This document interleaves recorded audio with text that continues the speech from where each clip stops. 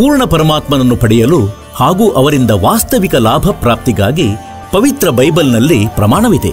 ಏನೆಂದರೆ, ಪ್ರಭು ಮನುಷ್ಯನನ್ನು ತನ್ನದೇ ಸ್ವರೂಪನಂತೆ ರಚಿಸಿದನು. 6 ದಿನಗಳಲ್ಲಿ ಸೃಷ್ಟಿ ರಚಿಸಿ 7ನೇ ದಿನದಂದು ವಿಶ್ರಾಂತಿ ಪಡೆದನು. ಕುರಾನ್ ಶರೀಫ್ನಲ್ಲಿ ಪ್ರಮಾಣವಿದೆ.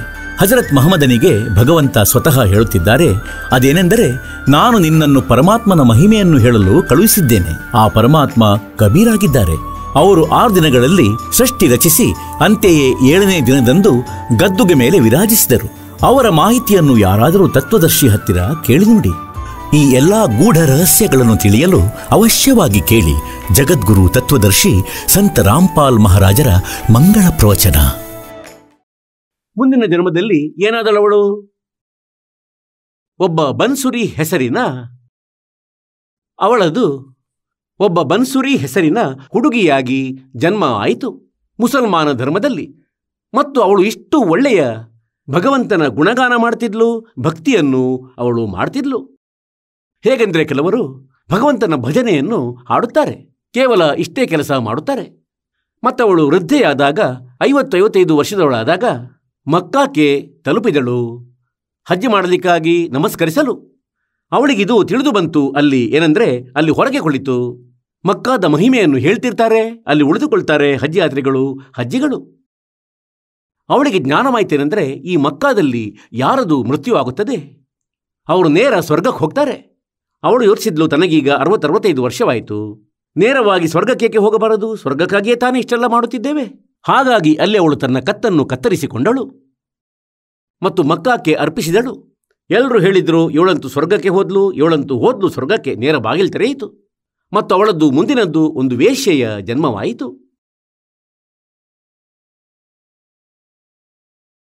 ಆ ವೇಶ್ಯೆಯ ಶರೀರವನ್ನು ಬಿಟ್ಟು ನಂತರ ಶೇಖ್ ತಕಿ, ಮುಸಲ್ಮಾನ ಯಾರು, ಸಿಕಂದರ್ ಲೋಧಿಯ ಧಾರ್ಮಿಕ ಗುರುವಾಗಿದ್ದ, ಅವನ ಮನೆಯಲ್ಲಿ ಕನ್ಯೆಯಾಗಿ ಜನ್ಮವಾಯಿತು. ಅವಳಿಗೆ 10-12 ವರ್ಷವಾದಾಗ ಅವಳು ಮೃತ್ಯುವಶವಾದಳು. ಮುಂದಕ್ಕೆ ಅವಳ ಜನ್ಮ ಶೇಷವಾಗಿ ಉಳಿದಿರಲಿಲ್ಲ, ಮನುಷ್ಯನದು ಮುಕ್ತಾಯವಾಗಿತ್ತು. ಅವಳು ಭಕ್ತಿಯ ಬ್ಯಾಟರಿಯನ್ನು ಡಿಸ್ಚಾರ್ಜ್ ಮಾಡಿಕೊಂಡಿದ್ಲು. 4 ವರ್ಷ ಆ ಪರಮಾತ್ಮನ ಭಕ್ತಿ ಮಾಡುವುದರಿಂದ ಅವಳಿಗೆ 3 ಮನುಷ್ಯ ಜನ್ಮ ಕಂಟಿನ್ಯೂಸ್ಲಿ ಪ್ರಾಪ್ತವಾಗಿದ್ದವು. ನಂತರ ಬ್ಯಾಟರಿ ಚಾರ್ಜ್ ಆಗದೇ ಇರುವುದರಿಂದ ಅವಳಿಗೆ ಮುಂದಕ್ಕೆ ಮನುಷ್ಯ ಜನ್ಮವಿರಲಿಲ್ಲ. ನಂತರ ಪರಮಾತ್ಮ ಹೇಳ್ತಾರೆ, ಈ ಜ್ಞಾನವನ್ನೇನು ದಾಸನು ನಿಮಗೆ ನೀಡುತ್ತಿದ್ದಾನೆ, ಪರಮಾತ್ಮ ಬಂದು ನೀಡಿದ್ದಾಗಿದೆ. ತಮ್ಮ ಹೃದಯದಿಂದ ಇಳಿಯಲು ಸಾಧ್ಯವಿಲ್ಲ. ಮೃತ್ಯುವಿನ ನಂತರವೂ ನೆನಪು ಬರುವುದು ನಮ್ಮಿಂದ ತಪ್ಪಾಯಿತೆಂದು ಇಲ್ಲಿಂದ ವಿಮುಖರಾಗಿ ಹೋದವರಿಗೆ, ಅಂದರೆ ಗುರುದ್ರೋಹಿ ಆಗದವರು. ಯಾರು ಗುರುದ್ರೋಹಿ ಆದರೂ ಅವರದಂತೂ ಎಲ್ಲೂ ಅಕೌಂಟ್ ಇಲ್ಲ.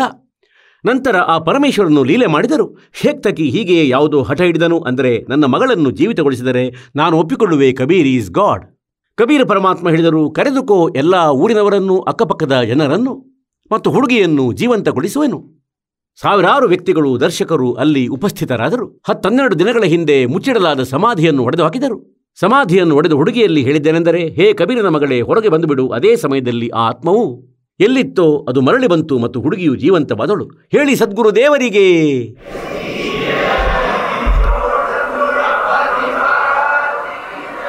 ಆ ಹುಡುಗಿಯನ್ನು ನಂತರ ತನ್ನ ಮಗಳ ರೂಪದಲ್ಲಿ ಇಟ್ಟುಕೊಂಡರು ಪರಮಾತ್ಮನು. ಆ ಹುಡುಗಿಯು ತನ್ನ ತಂದೆಯೊಡನೆ ಹೋಗಲು ನಿರಾಕರಿಸಿದಳು ಮತ್ತು 1.5 ಗಂಟೆ ತನಕ ಪ್ರವಚನ ನೀಡಿದಳು. ಅಂದರೆ, ಇವನು ಪರಮಾತ್ಮನು. ಮೂರ್ಖ ವ್ಯಕ್ತಿಗಳೇ, ಎಲ್ಲಿ ಅಲೆಯುತ್ತಿರುವಿರಿ? ನನ್ನಿಂದಲೂ ಕೂಡ ತಪ್ಪಾಗಿತ್ತು 4ನೇ ಜನ್ಮದಲ್ಲಿ. ಮೊದಲು ನಾನೊಬ್ಬ ರಾಬಿಯಾ ಹೆಸರಿನ ಹುಡುಗಿಯಾಗಿದ್ದೆ. ಪರಮಾತ್ಮನು ಸಿಕ್ಕಿದ್ದರು. ನಾನು 4 ವರ್ಷ ಭಕ್ತಿಯನ್ನು ಮಾಡಿದ್ದೆ ಅವರದು. ನಂತರ ಭಕ್ತಿಯನ್ನು ಬಿಟ್ಟು ನಾನು ಬೇರೆ ಸಾಧನೆಯನ್ನು ಮಾಡಲು ತೊಡಗಿದ್ದೆ. ಹಾಗಾಗಿ ನನಗೆ ಮನುಷ್ಯ ಜನ್ಮ ಕೂಡ ಸಿಗುತ್ತಲಿದ್ದವು ಮತ್ತು ಇಂಥಿಂಥ ಲೀಲೆಗಳನ್ನು ಮಾಲೀಕನು ನನ್ನ ಭಕ್ತಿಯ ಕಾರಣದಿಂದ ಮಾಡಿದರು. ನನ್ನ ವಿನಾಶವಾಯಿತು ಎಲ್ಲ ಭಕ್ತಿಯದು. ಇಂದು ಈ ದಯಾಳು ಮತ್ತೆ ದಯ ಮಾಡಿದ್ದಾರೆ, ನನ್ನನ್ನು ಆಶ್ರಯದಲ್ಲಿ ಪಡೆದರು. ಈಗ ಇವರ ಕೃಪೆಯಿಂದ ನನ್ನ ಹೃದಯದ ಕಣ್ಗಳು ತೆರೆದವು. ಇನ್ನೂ ತಪ್ಪನ್ನು ಮಾಡಲಾರೆ. ಆ ಕಮಾಲಿ ನಂತರ ಪರಮಾತ್ಮನ ಚರಣಗಳಲ್ಲಿದ್ದಳು ಮತ್ತು ಮೋಕ್ಷವನ್ನು ಪಡೆದಳು. ಹಾಗಾಗಿ ಪುಣ್ಯಾತ್ಮರೇ, ಎಲ್ಲಿಯೂ ಹೋಗಿ बिन साहेब की बंदगी कितना ठोर ठिकाना। बोलो सतगुरुदेव की जय। ಪರಮಪಿತ ಪರಮಾತ್ಮ ಪೂರ್ಣ ಬ್ರಹ್ಮ, ಇಡೀ ಸೃಷ್ಟಿಯ ರಚನಾಕಾರ, ಕುಲದ ಮಾಲೀಕ ಕಬೀರ ದೇವರು ನಮ್ಮನ್ನು ಕಾಲ್ನ ಜಾಲದಲ್ಲಿ ಸಿಲುಕಿದ ಅಜ್ಞಾನಿ ಆತ್ಮಗಳಿಗೆ ತನ್ನ ವಾಸ್ತವ ಮನೆಯ ಮಾಹಿತಿಯನ್ನು ತಿಳಿಸಿದ್ದಾರೆ. ಆದರೆ ಅಜ್ಞಾನದ ಆಧಾರದಿಂದ ನಾವು ಇಷ್ಟೊಂದು ಭ್ರಮಿತರಾಗಿರುತ್ತೇವೆ. ನಾವು ನಮ್ಮ ಭಗವಂತನನ್ನು ಅರಿಯುವಲ್ಲಿ ಅಸಮರ್ಥರಾಗಿ ಇರುತ್ತೇವೆ. ಅದಕ್ಕಾಗಿ ಆ ಪರಮೇಶ್ವರರು ಒಂದು ವಿಶೇಷ ಕರುಣೆಯನ್ನು ತೋರುತ್ತಾರೆ. ಆ ಪರಮಾತ್ಮ ಕೆಲವು ಇಂತಹ ಪುಣ್ಯಾತ್ಮಗಳನ್ನು ಆರಿಸುತ್ತಾರೆ, ಯಾರು ಪರಮಾತ್ಮನಿಗಾಗಿ ಪೂರ್ಣ ಸಮರ್ಪಿತರಾಗಿರುತ್ತಾರೆ. ಆದರೆ ಅವರ ದಾರಿ ಸರಿಯಾಗಿರುವುದಿಲ್ಲ. ಅವರಿಗೆ ಸಿಗುತ್ತಾರೆ ಮತ್ತು ತನ್ನೊಡನೆ ತನ್ನ ನಿಜವಾದ ಸ್ಥಾನ ಸತ್ಯಲೋಕಕ್ಕೆ ಕರೆದೊಯ್ಯುತ್ತಾರೆ ಮತ್ತು ಅಲ್ಲಿ ತನ್ನ ಸಾಮರ್ಥ್ಯದ ಬಗ್ಗೆ ಪರಿಚಿತಗೊಳಿಸುತ್ತಾರೆ ಮತ್ತು ನಂತರ ಆ ಆತ್ಮಗಳನ್ನು ಮರಳಿ ಬಿಡುತ್ತಾರೆ. ಮತ್ತು ಆ ಆತ್ಮಗಳೇನು ಪರಮಾತ್ಮನಿಂದ ಪರಿಚಿತವಾಗುತ್ತಾರೆ, ಆ ಪುಣ್ಯಾತ್ಮಗಳು ಆ ಕಬೀರ ಪರಮೇಶ್ವರರ ಮಹಿಮೆಯನ್ನು ಬಹಳ ದೃಢತೆಯಿಂದ ಪ್ರಚಾರವನ್ನು ಮಾಡುತ್ತಾರೆ. ಈ ಪ್ರಕಾರ ಇಂದು ನಾವು ಪರಮಾತ್ಮನನ್ನು ಅರಿಯುವಲ್ಲಿ ಸಫಲರಾಗಿ ಇರುವೆವು, ಏಕೆಂದರೆ ನಾವು ಸದ್ಗ್ರಂಥಗಳನ್ನು ಕಣ್ಣಾರೆ ನೋಡಿದೆವು. ಹಾಗೆ ನೋಡಿದರೆ ಸದ್ಗ್ರಂಥಗಳನ್ನಂತೂ ನಾವು ನಂತರದಲ್ಲಿ ತಿಳಿದೆವು. ಮೊದಲು ಪರಮಾತ್ಮನ ಮೌಖಿಕ ಜ್ಞಾನದಿಂದ ನಮಗೆ ಆ ಜ್ಞಾನವಾಯಿತು, ಅದರ ಮೇಲೆ ವಿಶ್ವಾಸವಾಯಿತು ಈ ದಾಸನಿಗೆ. ಪುಣ್ಯಾತ್ಮರೇ, ಈ ದಾಸನಂತೂ ಮೊದಲು ಹನುಮಂತನ ಪೂಜಾರಿಯಾಗಿದ್ದ. ಶ್ರೀಕೃಷ್ಣ, ಶ್ರೀರಾಮ ಮತ್ತು ವಿಷ್ಣು, ಶ್ರೀ ಶಂಕರ ಭಗವಂತ, ಮಾತಾಳದು, ಶ್ಯಾಮ್ಜಿ, ಬಾಬಾ ಶ್ಯಾಮ್ಜಿ ಇತ್ಯಾದಿಯರ ಪೂಜಾರಿಯಾಗಿದ್ದ. ಏಕೆಂದರೆ ಪವಿತ್ರ ಹಿಂದೂ ಧರ್ಮದಲ್ಲಿ ಜನ್ಮವಾದ ಕಾರಣ ನಾವು ಇಷ್ಟೇ ಜ್ಞಾನವನ್ನು ಕೇಳಿಟ್ಟಿದ್ದೆವು. ಈಗ ಯಾವಾಗ ಈ ಜ್ಞಾನವನ್ನು ಕೇಳಿದೆವು, ಒಮ್ಮೆ ಅಂತೂ ಸರಿ ಅನ್ನಿಸಲಿಲ್ಲ. ಖಂಡಿತವಾಗಿಯೂ ವಿರುದ್ಧ ಜ್ಞಾನವೆಂದು ಅನುಭವವಾಯಿತು. ಆದರೆ ಹೇಳ್ತಾರೇನೆಂದರೆ, ಸದ್ಗುರುವಿನ ಶಬ್ದದಲ್ಲಿ ಒಂದು ಶಕ್ತಿ ಇರುತ್ತದೆ. ಅದು ನಮ್ಮ ಆತ್ಮವನ್ನು ತನ್ನೆಡೆಗೆ ಹೀಗೆ ಎಳೆದುಕೊಳ್ಳುತ್ತದೆ, ಹೇಗೆಂದರೆ ಅಯಸ್ಕಾಂತ ಎಳೆದುಕೊಳ್ಳುವಂತೆ. ಮತ್ತು ನಂತರ ಆಗಾಗ ಈ ಜ್ಞಾನವನ್ನು ಗಮನವಿಟ್ಟು ಕೇಳಿದೆ, ಪ್ರಮಾಣಗಳನ್ನು ನೋಡಿದೆ, ಮಹಾಪುರುಷರ ಇತಿಹಾಸವನ್ನು ನೋಡಿದೆ. ಆಗ ಸತ್ಯ ವಿಷಯ ಅರಿವಿಗೆ ಬಂತು. ಏನೆಂದರೆ, ಯಾರು ಕಣ್ಣಾರೆ ನೋಡಿದ್ದಾರೆ ಅವರು ಹೇಳಿದ್ದಾರೆ, Kabir is god. Kabir the Weaver, name of god. Kabira ನೇಕಾರ ಏನಿದ್ದಾನೆ, ಇವನೇ ಆ ಪರಮಾತ್ಮನು. ಇವನದು ಇದೇ ವಾಸ್ತವಿಕ ಹೆಸರಾಗಿದೆ, ಆ ಪರಮೇಶ್ವರನದು ಕಬೀರ. ನಂತರ ಈ ಮಹಾಪುರುಷರ ಚರಿತ್ರೆಯನ್ನು ಓದಿದೆ, ಲೀಲೆಗಳನ್ನು ನೋಡಿದೆ. ಆದರಣೀಯ ಗರೀಬ್ದಾಸ್ ಸಾಹೇಬರದು, ಆದರಣೀಯ ದಾದು ಸಾಹೇಬರದು. ಆದರಣೀಯ ಗರೀಬ್ದಾಸ್ ಸಾಹೇಬರದು ಒಂದು ವಾಣಿ ಇದೆ. हम सुल्तान ने नानक तारे दादू को उपदेश दिया, जात जुलाहा वेद न पाया, काशी माहे कबीर हुआ. ಹಾಗೆ ಗರೀಬ್ದಾಸರ ಈ ವಾಣಿಯಿಂದ ನಮಗೆ ತಿಳಿಯಿತು ಏನೆಂದರೆ, ದಾದೂರವರಿಗೂ ಕಬೀರ್ ಪರಮಾತ್ಮ ಸಿಕ್ಕಿದ್ದರು, ನಾನಕ ಸಾಹೇಬರಿಗೂ ಪರಮಾತ್ಮ ಕಬೀರರು ಸಿಕ್ಕಿದ್ದರು. ಈಗ ಸುಲ್ತಾನ್ ಅದಮ್ ಎಂಬೊಬ್ಬ ಮುಸಲ್ಮಾನ ರಾಜನಿಗೂ ಭಗವಂತ ಕಬೀರರು ಸಿಕ್ಕಿದ್ದರು. ಈಗ ಸುಲ್ತಾನ್ ಅಧಮ್ರ ಇತಿಹಾಸವಂತೂ ನಮಗೆ ಎಲ್ಲೂ ಬೇರೆ ಸ್ಥಾನದಿಂದ ಪ್ರಾಪ್ತವಾಗಿಲ್ಲ. ಪರಮಾತ್ಮನ ವಾಣಿಯಿಂದಲೇ ಅದನ್ನು ಅರಿತೆವು. ಮತ್ತು ದಾದೂ ಸಾಹೇಬರವರ ಲೀಲೆ ಮತ್ತು ಅವರ ಕಥೆ, ಅವರ ಮಾಹಿತಿ, ಚರಿತ್ರೆ, ಜೀವನ ಅದೂ ಕೂಡ ನೋಡಿದೆ.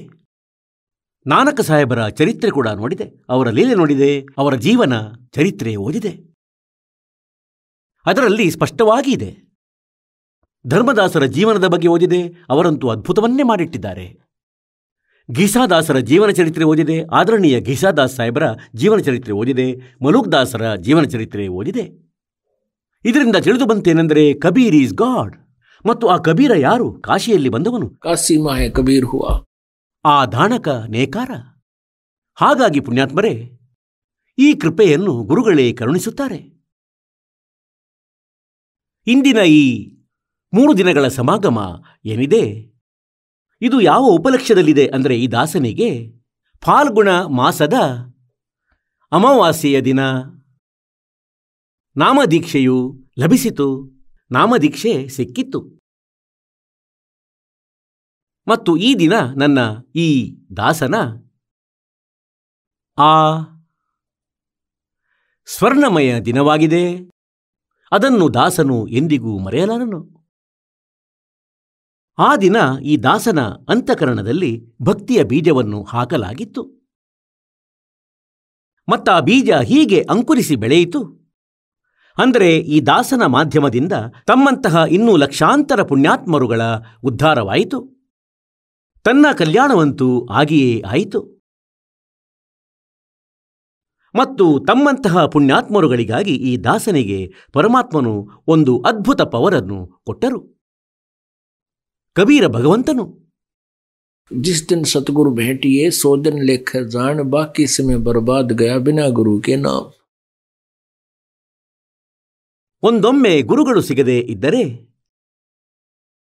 सतगुरु के उपदेश का लाया एक विचार,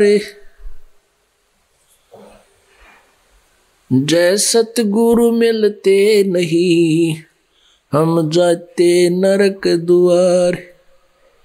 नरक द्वार में दूत सब करते खेचा ताने, उनसे कभू नहीं छूटते फिर फिरते चारों खान. कबीर चार खानी में भरमते कभू न लगते पार, सो फेरा सब मिट गया मारे सतगुरु के उपकार. सात समुद्र की मसी करूं लेखनी करूं बन राय, धरती का कागज करूं गुरु गुण लिख्यो न जाए.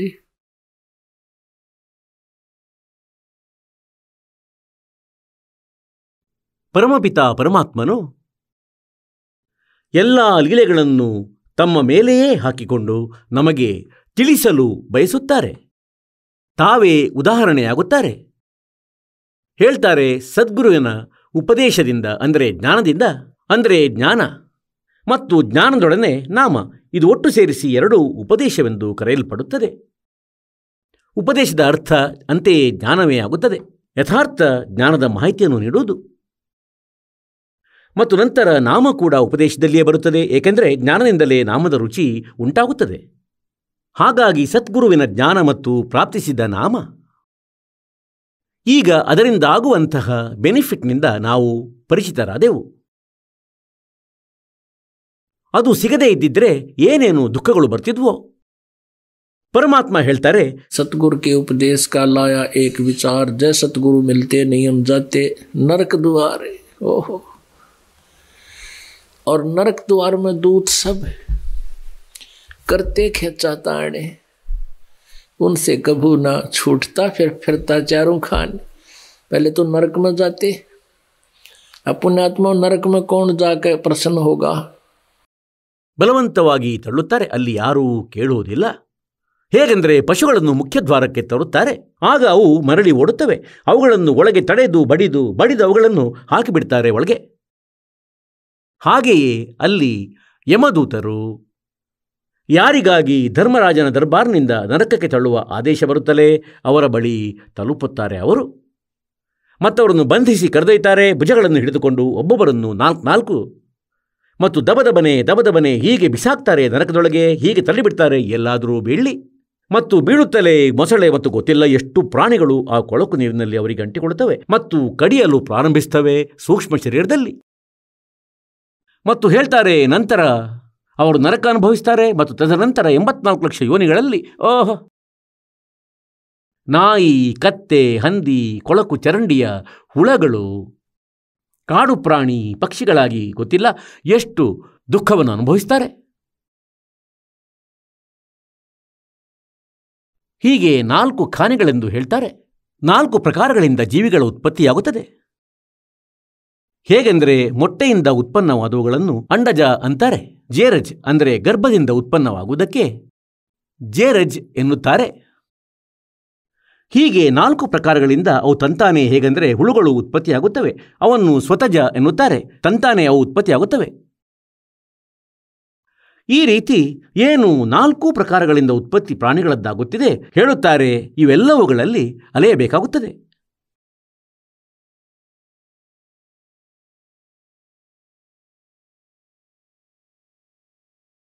ಇದೆಲ್ಲ ದುಃಖವನ್ನು ನಿವಾರಿಸಿದರು, ಬೈಪಾಸ್ ತೆಗೆದುಬಿಟ್ಟರು ಪರಮಾತ್ಮನು, ಗುರುದೇವನು.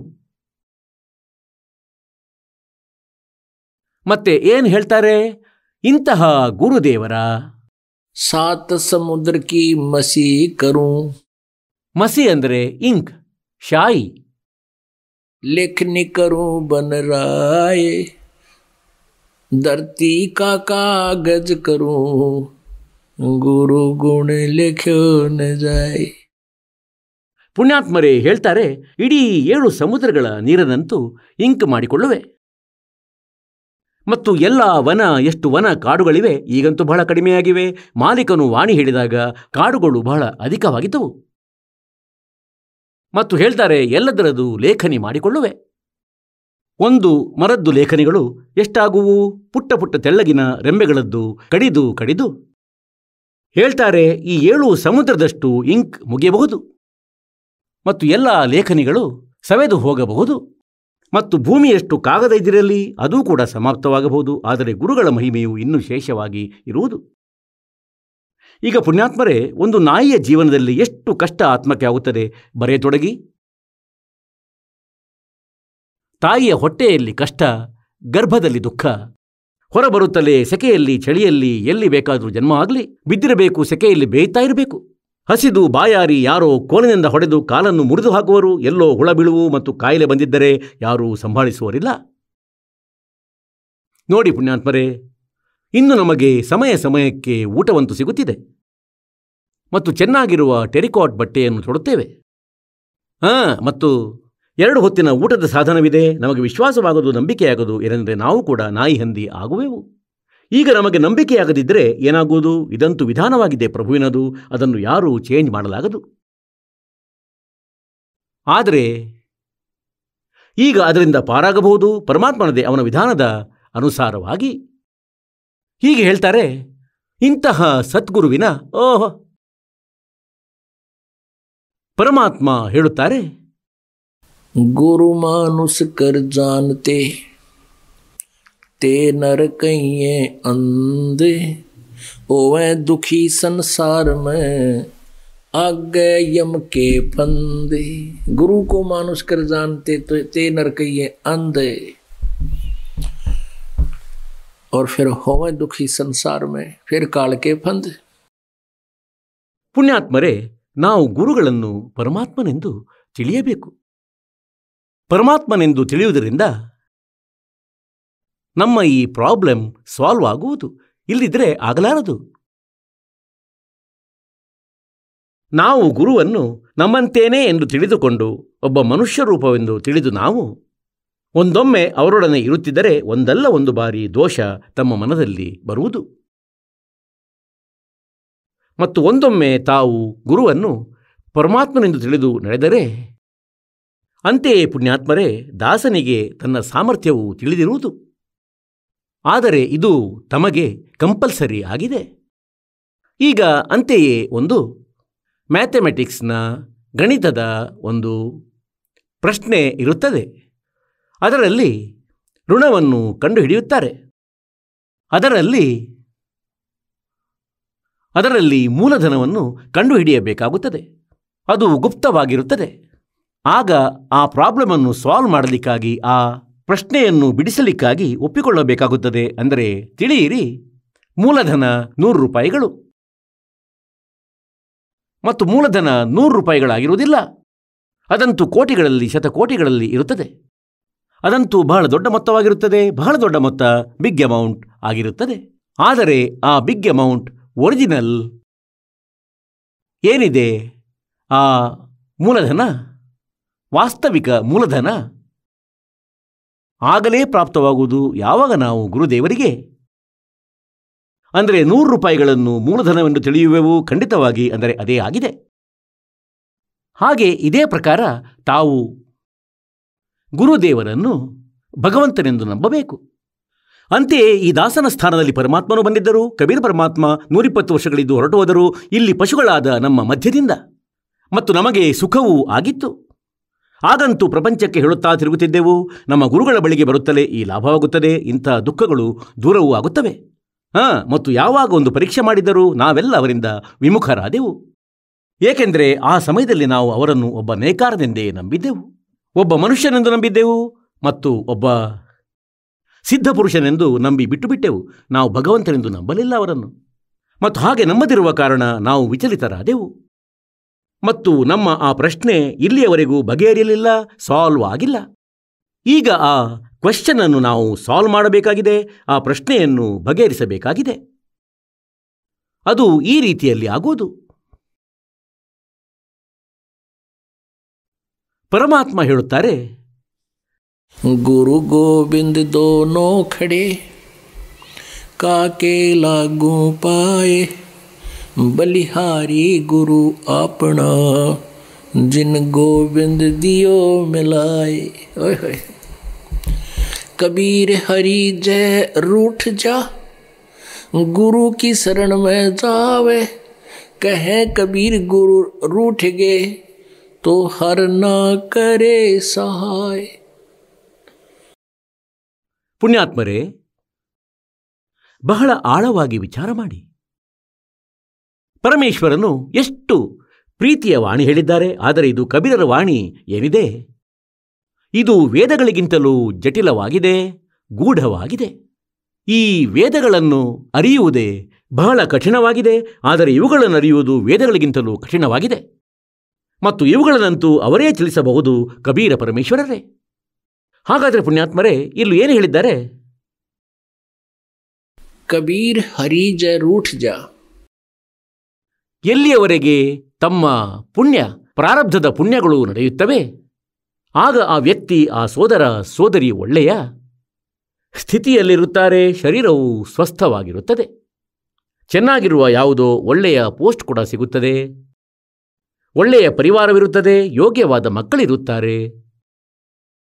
ಮತ್ತು ನಂತರ ಏನಾಗುತ್ತದೆ? ಯಾವಾಗ ಪುಣ್ಯ ಸಮಾಪ್ತಗೊಳ್ಳುತ್ತವೆ ಮತ್ತವನು ಸದ್ಭಕ್ತಿಯನ್ನೂ ಮಾಡುತ್ತಿಲ್ಲವೆಂದಾದರೆ ಅವನ ಮೇಲೆ ಪ್ರಾರಬ್ಧದ ದುಃಖ ಪ್ರಾರಂಭವಾಗುತ್ತವೆ. ಮತ್ತು ಆ ದುಃಖಗಳ ಕಾರಣದಿಂದ ನಂತರ ಅವನ ಮೇಲೆ ಆಪತ್ತುಗಳ ಬೆಟ್ಟವೇ ಕುಸಿಯುತ್ತದೆ. ಈಗ ಪುಣ್ಯಾತ್ಮರೇ, ಯಾರೋ ವ್ಯಕ್ತಿ ದುಃಖಿಯಾದಾಗ, ಯಾರಿಗಾದರೂ ಬಹಳಷ್ಟು ಹಾನಿಗಳು ಆಗುತ್ತಿರುವಾಗ ಅವನು ಸ್ವತಃ ಹೇಳುತ್ತಾನೆ ಏನೆಂದರೆ, ಸೋದರ, ನಮ್ಮ ರಾಮ ಮುನಿದಿದ್ದಾನೆ, ನಮ್ಮ ಭಗವಂತ ಕ್ರೋಧಿತನಾಗಿದ್ದಾನೆ, ಮುನಿದಿದ್ದಾನೆ, ಮಗನ ಮೃತ್ಯುವಾಯಿತು, ಎಮ್ಮೆ ಸತ್ತು ಹೋಯಿತು, ಹೀಗೆ ಎಲ್ಲ ಏನೇನೋ ನಷ್ಟವಾಯಿತು. ಹೇಳತೊಡಗಿದರು, ನಮ್ಮ ರಾಮನಂತೂ ಮುನಿದಿದ್ದಾರೆ, ನಮ್ಮ ಭಗವಂತ ಮುನಿದಿದ್ದಾನೆ. ಮತ್ತು ಯಾರಿಗೆ ಸುಖವಿದೆ ಅವರ ಬಗ್ಗೆ ಸಾಮಾನ್ಯ ವ್ಯಕ್ತಿಗಳು ಹೀಗೆ ಹೇಳ್ತಾರೆ ಅಂದರೆ, ಸೋದರ, ಇವರ ಮೇಲಂತೂ ಪರಮಾತ್ಮನದು ವಿಶೇಷ ದಯೆ ಇದೆ, ಬಹಳಷ್ಟು ಕೃಪೆ ತೋರಿದ್ದಾನೆ, ಪರಮಾತ್ಮ ಬಹಳಷ್ಟು ಪ್ರಸನ್ನನಾಗಿದ್ದಾನೆ. ಹಾಗಾಗಿ ಪರಮಾತ್ಮ ಕಬೀರ ಪರಮೇಶ್ವರರು ನಮಗಿದನ್ನು ಹೇಳಬಯಸ್ತಾರೇನೆಂದರೆ, ಎಲ್ಲಿಯವರೆಗೆ ತಮ್ಮ ಪುಣ್ಯಗಳು ಇವೆಯೋ ಆಗ ತಾವು ತಿಳಿಯುತ್ತೀರಿ ಅಂದರೆ ರಾಮ ಖುಷಿಯಾಗಿದ್ದಾನೆ, ಪ್ರಸನ್ನನಾಗಿದ್ದಾನೆ. ಮತ್ತು ಯಾವಾಗ ತಮ್ಮ ಪಾಪ ಪ್ರಾರಂಭವಾಗುತ್ತವೆ, ತಮ್ಮ ಮೇಲೆ ಆಪತ್ತುಗಳು ಬರುವಾಗ ತಾವು ಸ್ವತಃ ಹೇಳುತ್ತೀರಿ ಏನೆಂದರೆ, ಸೋದರ, ರಾಮ ಸಿಟ್ಟಾಗಿದ್ದಾನೆ, ಪರಮಾತ್ಮ ಮುನಿದುಕೊಂಡಿದ್ದಾನೆ. ಅಂತೆಯೇ ತಾವು ಒಂದು ಹ್ಯಾಂಡ್ ಪಂಪಿನಿಂದ ನೀರಿನಿಂದ ಬಿಂದಿಗೆಯನ್ನು ತುಂಬಿಟ್ಟಿದ್ದೀರಿ, ಮಡಕೆ, ಜಗ್, ಮತ್ತು ಆ ಜಲವನ್ನು ತಾವು ಉಪಯೋಗಿಸ್ತಿರುವಿರಿ. ಎಲ್ಲೋ ದೂರ ಕಾಡಿನಲ್ಲಿ, ಹೊಲಗಳಲ್ಲಿ ಎಲ್ಲೋ ಕೂಲಿ ಮಾಡುತ್ತಿರುವಿರಿ, ಅಥವಾ ಮನೆಯಲ್ಲಿ, ಅಂಗಡಿಯಲ್ಲಿ ನೀರು ಇಟ್ಟಿದ್ದೀರಿ. ಮತ್ತು ಎಲ್ಲಿಯವರೆಗೆ ಆ ಮಡಕೆ ಬಿಂದಿಗೆಯಲ್ಲಿ ನೀರಿದೆ, ತಾವು ನಿಶ್ಚಿಂತರಾಗಿರುವಿರಿ. ಗ್ಲಾಸನ್ನು ತೆಗೆದು ಗಟಗಡನೆ ಕುಡಿದು ತಮ್ಮ ಕೆಲಸಕ್ಕೆ ತೊಡಗುವಿರಿ. ಮತ್ತು ಯಾವಾಗ ಆ ನೀರು ಖಾಲಿಯಾಗುವುದು, ಆ ಜಲ ಸಮಾಪ್ತವಾಗುವುದು, ಆ ಜಗ್ ಆ ಬಿಂದಿಗೆಯಲ್ಲಿರುವುದು, ಆಗ ತಮ್ಮ ಆ ರಾಮ ತಮ್ಮೊಡನೆ ಕುಪಿತನಾದನು. ತಮ್ಮ ಆ ಜಲದ ಮಡಿಕೆ ಖಾಲಿಯಾಯಿತು. ಈಗ ಅಂತೆಯೇ ಹೊಲಗಳಲ್ಲಿ ಕೆಲಸ ಮಾಡುತ್ತಿರುವಿರಿ ಮತ್ತು ಒಂದು ಮಡಕೆಯನ್ನು ನೀರಿನಿಂದ ತುಂಬಿ ಕೊಂಡೊಯ್ದಿದ್ದೀರಿ. ನಂತರ ಮುಗಿಯಿತು. ಮುಗಿದಾಗ ಬಾಯಾರಿತು ಜೋರಾಗಿ. ಎಲ್ಲಿಗೆ ಹೋದಿರಿ? ಹ್ಯಾಂಡ್ ಪಂಪಿನ ಬಳಿ. ಆ ಮಡಕೆಯನ್ನು ಮತ್ತೆ ತುಂಬಿಸಿದಿರಿ. ಮತ್ತು ಪುನಃ ನಿಶ್ಚಿಂತರಾದಿರಿ. ಈಗ ಇದನ್ನು ತಿಳಿಯಿರಿ ಏನೆಂದರೆ ನಲ್ಲಿಯಂತೂ ಗುರು ಆಗಿರುವರು ಮತ್ತು ಜಲ ಭಗವಂತ. ಈಗ ಅಂತೆಯೇ ಒಂದು ಮಡಕೆಯಲ್ಲಿ ಜಲವನ್ನು ಇಡಲಾಗಿದೆ ಮತ್ತು ಒಂದೆಡೆ ಹ್ಯಾಂಡ್ ಪಂಪ್ ಇದೆ. ಇವೆರಡರಲ್ಲಿ ತಾವು ಯಾವುದನ್ನು ಸ್ವೀಕರಿಸುವಿರಿ? ಒಂದು ವೇಳೆ ತಮಗೆ ಯಾರಾದರೂ ಹೀಗೆ ಹೇಳಿದರೆ, ಅಂದರೆ ಈ ಮಡಕೆ ಬೇಕಾ ಅಥವಾ ತಮಗೆ ಹ್ಯಾಂಡ್ ಪಂಪ್ ಬೇಕಾ? ತಾವು ಬುದ್ಧಿವಂತರು, ಅಧಿಕ ಡಿಫೈನ್ ಮಾಡುವ ಅಗತ್ಯ ಇಲ್ಲ. ಅಂಡರ್ಸ್ಟುಡ್ ಇದೆ, ಏಕೆಂದರೆ ನಮಗಂತೂ ನಲ್ಲಿಯೇ ಸಿಕ್ಕಿದೆ. ಅದರಿಂದ ಬೇಕಾದರೆ 1000 ಬಿಂದಿಗೆ ತುಂಬಿಕೊಳ್ಳಿ. ಮತ್ತು ಮಡಕೆಯ ನೀರಿನಿಂದ ಸಂಜೆ ತನಕವೂ ಕೆಲಸ ನಡೆಯುವುದು 4 ವ್ಯಕ್ತಿಗಳದ್ದು ಬೇಸಿಗೆಯ ದಿನಗಳಲ್ಲಿ. ಹಾಗಾಗಿ ಸ್ವತಃ ತಾವು ಆಯ್ಕೆ ಮಾಡುವಿರಿ, ಅಂದರೆ ನಮಗಂತೂ ಹ್ಯಾಂಡ್ ಪಂಪ್ ಬೇಕು. ಮತ್ತು ಒಂದೊಮ್ಮೆ ತಾವು ಹ್ಯಾಂಡ್ ಪಂಪನ್ನೇ ಹಾಳು ಮಾಡಿದರೆ, ಅದನ್ನು ಮಿಸ್ಯೂಸ್ ಮಾಡಿ ಕೇರ್ ಟೇಕ್ ಮಾಡದೇ ಇದ್ದರೆ, ಆಗ ಜಲ ಎಲ್ಲಿಂದ ಸಿಗುವುದು? ರಾಮನು ಸಹಾಯವನ್ನು ಮಾಡಲಾರ. ಈಗ ಪರಮಾತ್ಮ ಹೇಳ್ತಾರೆ, ಗುರು ಗೋವಿಂದ ದೋನೋ ಖಡೆ ಅಬ್ ಕಿಸ್ಕೆ ಲಾಗೂ ಪಾಯೆ. ಒಂದೆಡೆಯಲ್ಲಿ ಭಗವಂತ ನಿಂತಿದ್ದಾನೆ, ಒಂದೆಡೆಯಲ್ಲಿ ಗುರು, ಒಂದೆಡೆ ಮಡಕೆಯಲ್ಲಿ ನೀರಿದೆ, ಒಂದೆಡೆ ಹ್ಯಾಂಡ್ ಪಂಪ್ ಇದೆ. ಸ್ವತಃ ಉತ್ತರ ಕೊಡುತ್ತಾರೆ, ಬಲಿಹಾರಿ ಗುರು ಅಪನಾ ಜಿನ ಗೋವಿಂದ ದಿಯಾ ಮಿಲಾಯೆ. ಈ ಹ್ಯಾಂಡ್ ಪಂಪ್ ಇಲ್ಲದಿದ್ದರೆ ಜಲ ಎಲ್ಲಿಂದ ಸಿಗುತ್ತಿತ್ತು? ಕಬೀರ್ ಹರಿ ಜಯ ರೂಠ್ ಜಾ, ಅಂದರೆ ಮಡಕೆಯಲ್ಲಿನ ಜಲ ಮುಗಿದು ಹೋದಾಗ ಗುರು ಕಿ ಶರಣ ಮೇ ಜಾವೆ, ಹ್ಯಾಂಡ್ ಪಂಪಿನ ಬಳಿ ತಲುಪು. और कह कबीर गुरु रूठ गए तो हर ना होत सहाय. ಒಂದೊಮ್ಮೆ ತಮ್ಮ ಗುರುವಿನ ಕುರಿತಾಗಿ ತಮಗೆ ಅಂದರೆ ಆ ಪ್ರೇಮವಿಲ್ಲ, ಆಸಕ್ತಿ ಇಲ್ಲ ಅಂತಾದರೆ ಆಗ ಪರಮಾತ್ಮ ಸಹಕಾರ ನೀಡಲಾರರು. ಅಂದರೆ ಗುರು ಮುನಿದರು. ಗುರುಗಳು ಯಾವಾಗ ಮುನಿಯುತ್ತಾರೆ? ಅಂದರೆ ತಾವು ಮರ್ಯಾದೆಯ ಪಾಲನೆ ಮಾಡದೇ ಇದ್ದಾಗ, ತಲೆಹರಟೆ ಮಾಡಿದಾಗ, ಆಗ ಗುರುಗಳಿಗೆ ದುಃಖವಾಗುತ್ತದೆ. जिन बातों से गुरु दुख पावे तीन बातों को दूर भगावे.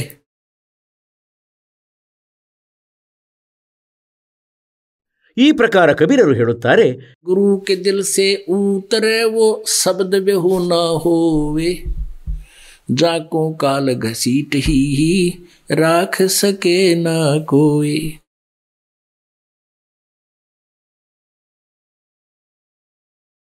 ಗುರುವಿನ ಹೃದಯದಿಂದ ಇಳಿದವನ ನಾಮ ಖಂಡನೆಯಾಗುವುದು ಮತ್ತು ನಂತರ ಅವನನ್ನು ಕಾಲನು ಎಳೆದೊಯ್ಯುತ್ತಾನೆ. ಅವನಿಗೆ ಯಾರೂ ರಕ್ಷಕನಿರುವುದಿಲ್ಲ. ಸದ್ಗುರು ಕೆ ದರ್ಬಾರ್ ಮೇ. ಈಗ ಪರಮಾತ್ಮನು ಎಲ್ಲ ಪಾಯಿಂಟ್ಸ್ ಅನ್ನು ಹೇಳಿಬಿಟ್ಟರು. सतगुरु के दरबार में मेरी थर थर कांपे दे, ना जानो किसी बात पर मारा टूट न जावे ನೇ. ಅಂದರೆ ನಮ್ಮ ಯಾವುದೇ ವಿಷಯದಿಂದ ಪರಮಾತ್ಮನ ಹೃದಯದಿಂದ ನಾವು ಇಳಿಯದಿರಲಿ, ನಮ್ಮ ಪ್ರೇಮ ಅಂತ್ಯವಾಗದಿರಲಿ, ಅಂತಹ ಯಾವುದೇ ಕಾರ್ಯ ಕ್ರಿಯಾಕರ್ಮ ಆಗದಿರಲಿ ನಮ್ಮಿಂದ. ಹಾಗಾದರೆ ಪುಣ್ಯಾತ್ಮರೇ, ಈ ಭಕ್ತಿಯು ಹೀಗೆ ಸಫಲವಾಗುವುದು. ತಮಗೆ ಗುರುವಿನ ಅವಶ್ಯಕತೆ ಭವರ್ ಗುಹೆಯ ತನಕ ಮತ್ತು ಸತ್ಯಲೋಕ ತಲುಪುವ ತನಕ ಅವಶ್ಯಕತೆ ಇರುವುದು. ಕೆಲವರು ಹೀಗೆ ಯೋಚಿಸುವರು, ಅಂದರೆ ದೀಕ್ಷೆ ಪಡೆದು ಮನೆಯಲ್ಲಿಯೇ ಭಕ್ತಿ ಮಾಡೋಣ. ಈ ಡ್ರಾಮವನ್ನಂತೂ ನಾವು ಮೊದಲು ಮಾಡುತ್ತಿದ್ದೆವು. 6 ತಿಂಗಳಿಗೊಮ್ಮೆ ಹೋಗುತ್ತಿದ್ದೆವು. ಶ್ಯಾಮ್ಜಿಗೆ 1/4 kg ಅಕ್ಕಿಯನ್ನು ಹಾಕಿ ಕಾಲ್ಗಳಿಗೆ ಬಿದ್ದು ಬರುತ್ತಿದ್ದೆವು. ಅದೇನು ಭಕ್ತಿಯಾಗಿತ್ತೆ? ಈಗ ಏನಾದರೂ ಮಾಡಬೇಕು ಹೇಳುತ್ತಾರೆ. जिन हर जैसा सुमरिया ताको तैसा लाभ, ओसा प्यास न भाग ही जब लग दसैनी आप. ಯಾವ ಕ್ರಿಯೆಗಳನ್ನು ನಾವು ಮಾಡುತ್ತಿದ್ದೆವು? ಮೊದಲು ಏನು 1 ರೂಪಾಯಿಯದ್ದು ಪ್ರಸಾದವನ್ನು ಹಂಚುತ್ತಿದ್ದೆವು. ಎಲ್ಲೋ ಮತ್ತು ವ್ರತವನ್ನು ಇಡುತ್ತೇವೆ, ಮಂಗಳವಾರದ್ದು ಅಥವಾ ಶುಕ್ರವಾರದ್ದು. ಮತ್ತು ಹಲವು ಅನ್ಯ ಉಪಾಸನೆಗಳನ್ನು ಏನು ನಾವು ಮಾಡುತ್ತಿದ್ದೆವು? ನಾಯಿಗಳಿಗೆ ತುಂಡು ಹಾಕುವುದು, ಪಕ್ಷಿಗಳಿಗೆ ಚೂರುಗಳನ್ನು ಹಾಕುವುದು ಮತ್ತು ಎಲ್ಲಾದರೂ ಸಣ್ಣ ಪುಟ್ಟ ಧರ್ಮ ಪುಣ್ಯ ಮಾಡುವುದು. ಹೇಳ್ತಾರೆ, ಇವಂತೂ ಇಬ್ಬನಿಯನ್ನು ನೆಕ್ಕಿದಂತೆ ಇರುವುದು. ಇಬ್ಬನಿಯನ್ನು ನೆಕ್ಕುವುದರಿಂದ ಬಾಯಾರಿಕೆ ಆರುವುದಿಲ್ಲ. ಬಾಯಾರಿಕೆಯನ್ನು ಇಂಗಿಸಲು ಅಧಿಕ ಬಾಯಾರಿದರೆ 2-3 ಗ್ಲಾಸ್ ನೀರನ್ನು ಘಟಘಟನೆ ಕುಡಿಯಬೇಕು. ಆಗ ಬಾಯಾರಿಕೆ ಹೋಗುವುದು. जिन हर जैसा सुमरिया ताको तैसा लाभ ओसा प्यास न भाग ही जब लग दसे न आब. ಈಗ ತಾವು ಗ್ಲಾಸ್ ಮೇಲೆ ಗ್ಲಾಸ್ ನೀರನ್ನು ಕುಡಿಯುತ್ತಿದ್ದೀರಿ. ಇಲ್ಲಿ ಪರಮಾತ್ಮನ ಮುಂದೆ ಜ್ಯೋತಿಗಾಗಿ ಹೇಳುತ್ತೀರಿ ಮತ್ತು ಹವನಕ್ಕಾಗಿ ಮತ್ಯಾರೋ ಪಠಣೆಯನ್ನು ಮಾಡಿಸುತ್ತೀರಿ, ಯಾರೋ ಗುಪ್ತ ದಾನವನ್ನು ಮಾಡುತ್ತೀರಿ ಮತ್ತು ಸ್ಮರಣೆ ಮಾಡುತ್ತೀರಿ, ಸೇವೆ ಮಾಡುತ್ತೀರಿ. ಸೋದರಿಯರು ಮಕ್ಕಳು ರೊಟ್ಟಿ ಮಾಡುತ್ತಾರೆ, ಪಾತ್ರೆ ಬೆಳಗುತ್ತಾರೆ, ಯಾರೋ ಮ್ಯಾಟ್ ಹಾಕುತ್ತಿದ್ದಾರೆ. ಹೀಗೆ ಯಾವುದೋ ಈ ರೀತಿಯಿಂದ ಸೇವೆ ಮಾಡುತ್ತಿದ್ದಾರೆ ಭಗವಂತನ ಮಕ್ಕಳದು. ಹೀಗೆ ಇಲ್ಲಿ ತಾವು ಗ್ಲಾಸ್ನ ಮೇಲೆ ಗ್ಲಾಸ್ ಕುಡಿಯುತ್ತಿರುವಿರಿ ಮತ್ತು ಇದರಿಂದಾಗಿ ಆತ್ಮದ ಯುಗ ಯುಗಗಳ ನೀರಡಿಕೆ ಸಮಾಪ್ತವಾಗುವುದು, ತೃಪ್ತಿ ಆಗುವುದು. ಹಾಗೆ ಇಂದಿನ ಪ್ರಸಂಗವೇನಿದೆ ಅದು ಗುರುವಿನ ಕುರಿತಾಗಿದೆ. ಗುರು ಮಾನುಷ ಕರ್ ಜಾನತೆ ते नर कहिए अंधे ओए दुखी संसार में आग काल के फंदे. ಈಗ ಪರಮಾತ್ಮನು ಗುರುದೇವನ ವಿಷಯದಲ್ಲಿ ಎಷ್ಟು ಸುಂದರ ವಾಣಿಯನ್ನು ಹೇಳಿದ್ದಾರೆ. ತಾವು ಪ್ರತಿದಿನ ನಿತ್ಯ ನಿಯಮವನ್ನು ಮಾಡುತ್ತೀರಿ. ನಿತ್ಯ ನಿಯಮ ಬೆಳಗಿನದು ಮತ್ತು ಅದನ್ನು ತಾವು ಕೇವಲ ಒಂದು ಗೀತೆಯ ಪಠಣೆಯಂತೆ ಮಾಡಿ ಮುಗಿಸ್ತೀರಿ. ಏಕೆಂದರೆ ನಾವು ಸಿಡಿ ತುಂಬಿಟ್ಟಿದ್ದೇವೆ, ಆ ಕ್ಯಾಸೆಟ್ ತುಂಬಿಟ್ಟಿದ್ದೇವೆ. ತಾವು ಅದನ್ನು ಕೇಳುತ್ತೀರಿ, ಅದರ ಆಧಾರದಿಂದ ಮಾಡುತ್ತೀರಿ. ಕೆಲವೇ ದಿನಗಳ ಒಳಗೆ ಅದು ತಮ್ಮ ಮನಸ್ಸಲ್ಲಿ ತುಂಬಿಬಿಡುವುದು. ನೀವು ಅವುಗಳನ್ನು ಕೇವಲ ಪ್ರತಿದಿನ ಪಠಣೆ ಮಾಡುವುದರಿಂದ ಮಾತ್ರ ಲಾಭವಾಗದು.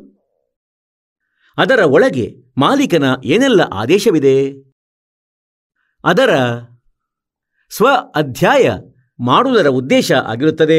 ಏನೆಂದರೆ ಅದರಲ್ಲಿ ಆದೇಶ ಏನು ಕೊಡಲಾಗಿದೆ, ಅದರ ಮೇಲೆ ನಾವು ನಡೆಯುತ್ತಿದ್ದೇವೋ ಅಥವಾ ಇಲ್ಲವೋ, ಎಷ್ಟು ಸರಿಯಾಗಿ ಪಾಲಿಸುತ್ತಿದ್ದೇವೆ. ಈ ರೀತಿ ಪ್ರತಿದಿನ ತಾವು ತಮ್ಮ ಟೆಂಪರೇಚರ್ ಸ್ವತಃವೇ ಥರ್ಮಾಮೀಟರ್ ಮೂಲಕ ನೋಡಿಕೊಳ್ಳಬೇಕು. ಅದಕ್ಕಾಗಿ ಇದು ಥರ್ಮಾಮೀಟರ್ ಆಗಿದೆ. ಏನು ಹೇಳ್ತಾರೆ? ದಂಡವತ್ ಗೋವಿಂದ ಗುರು ಬಂಧು ಅವಿಜನ್ ಸೋಯೆ ಪಹಲೆ ಬಹೆ ಪರಿಣಾಮ ತಿನ್ನಮೋ ಜೋ ಆಗೆ ಹೋಯೆ.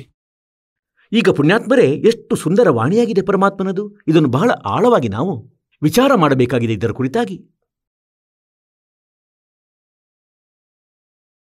गुरु को कीजय दंडवतम कोटि कोटि प्रणाम कीट न जाने भृंग को न्यू गुरु कर ले आप समान. गुरु गोविंद कर जानियो रहिए शब्द समाए मिले जब दंडवत बंदगी नहीं पल पल ध्यान लगावे.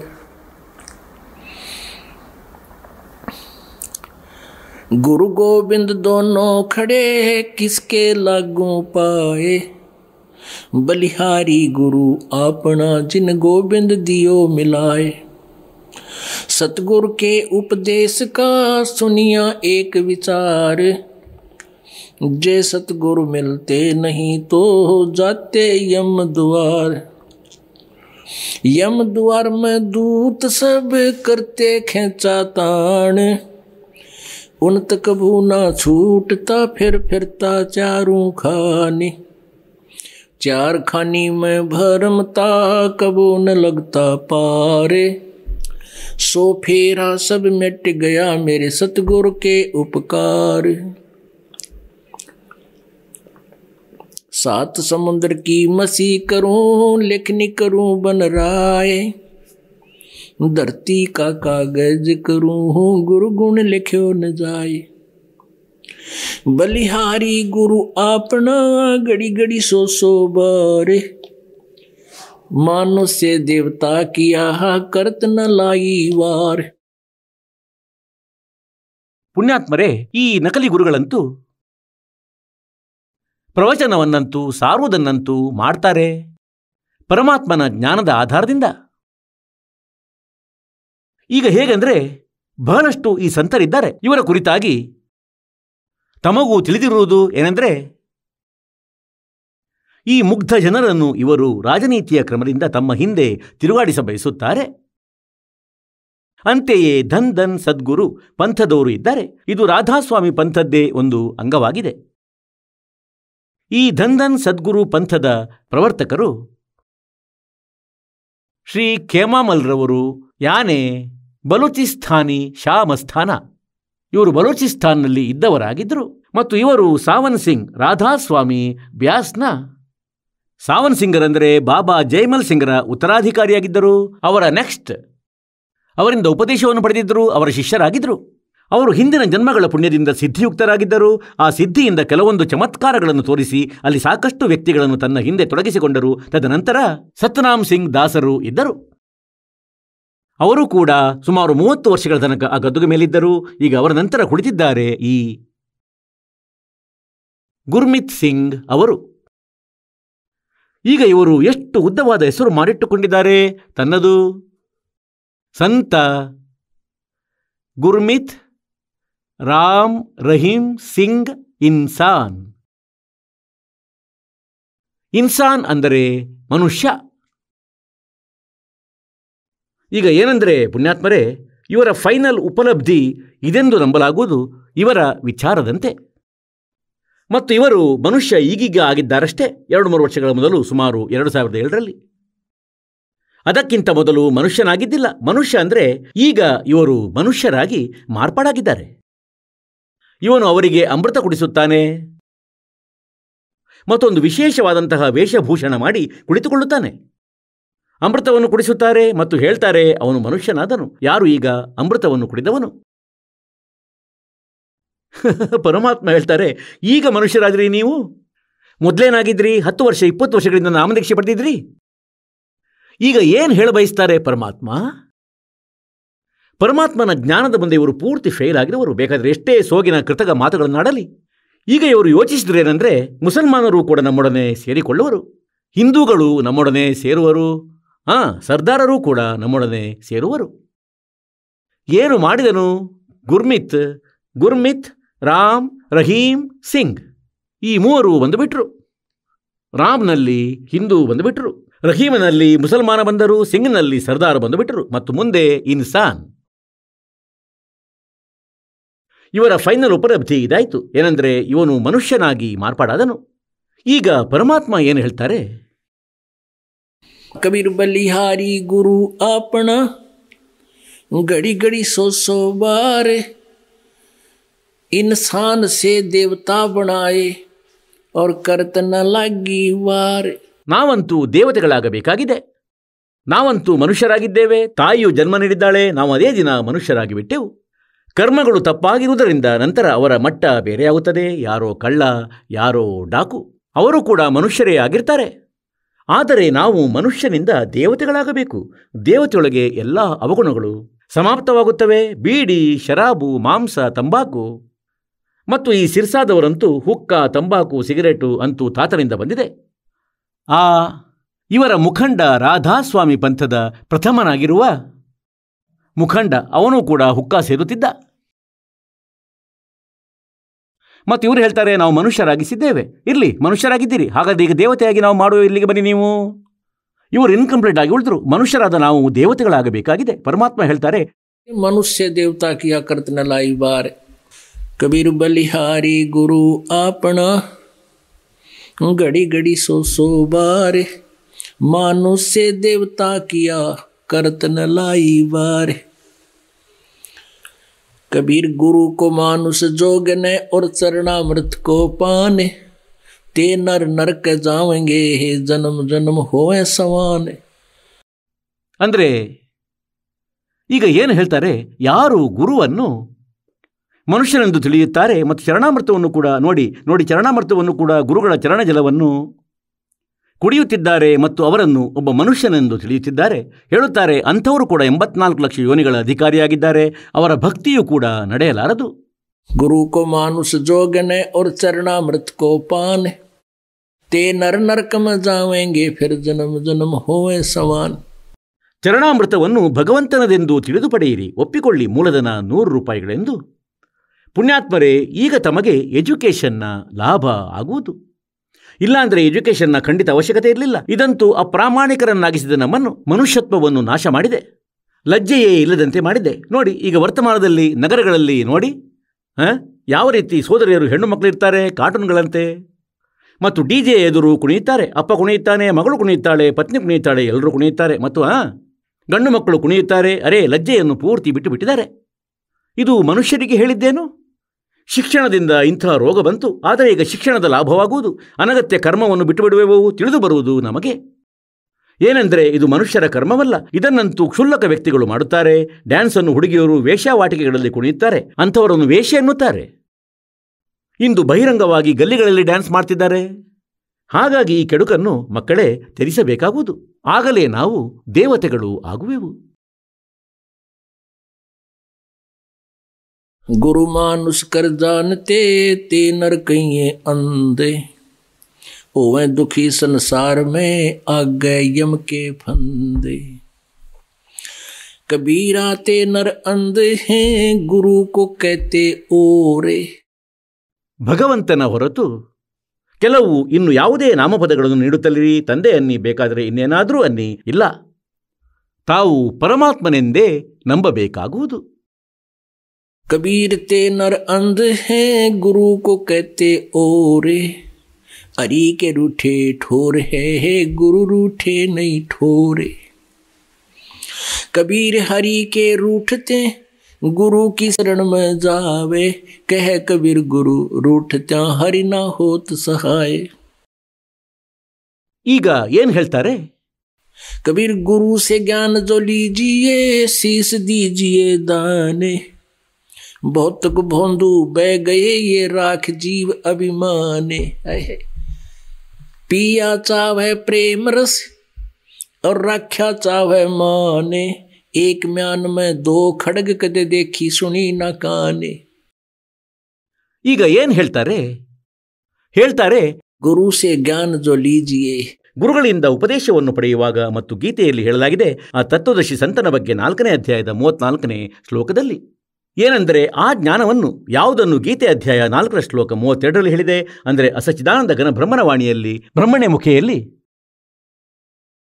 ಉಚ್ಚಾರಿತವಾದ ಅವನ ಮೂಲಕ ಬರೆದಂತಹ ಹೇಳಿದಂತಹ ವಾಣಿ, ಪರಮಾತ್ಮನ ಮುಖೇನ ಹೇಳಿದಂತಹ ವಾಣಿಯಲ್ಲಿ ವಿಸ್ತಾರವಾಗಿ ಹೇಳಲಾದ ಆ ತತ್ವಜ್ಞಾನವನ್ನು ತತ್ವದರ್ಶಿ ಸಂತರ ಬಳಿ ಹೋಗಿ ತಿಳಿ ಅವರಿಗೆ ದೀರ್ಘದಂಡ ಪ್ರಣಾಮ ಮಾಡುವುದರಿಂದ, ಪ್ರಣಾಮ ಉದ್ದಕ್ಕೆ ದೇಹವನ್ನು ಚಾಚಿ ಮತ್ತು ಕಪಟವನ್ನು ಬಿಟ್ಟು ಪ್ರಶ್ನೆ ಕೇಳುವುದರಿಂದ ಆ ತತ್ವದರ್ಶಿ ಸಂತ ನಿನಗೆ ಆ ತತ್ವಜ್ಞಾನದ ಉಪದೇಶ ಮಾಡುವರು, ಪರಮಾತ್ಮ ತತ್ವದ ಬಗ್ಗೆ.